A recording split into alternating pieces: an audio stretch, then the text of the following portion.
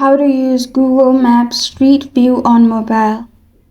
Hi everyone, I'm here to assist you today. Without any delay, let's jump right in. First, open Google Maps on your device. Search for the place you want to see Street View of. Then simply zoom the place. And then at the bottom left, you will find triangle option. Simply click on it, which is the triangle box at the bottom left, and after that your street view will open in this way at the top. In here you can simply move wherever you want, front or back. And this is how to use Google Maps Street View on mobile.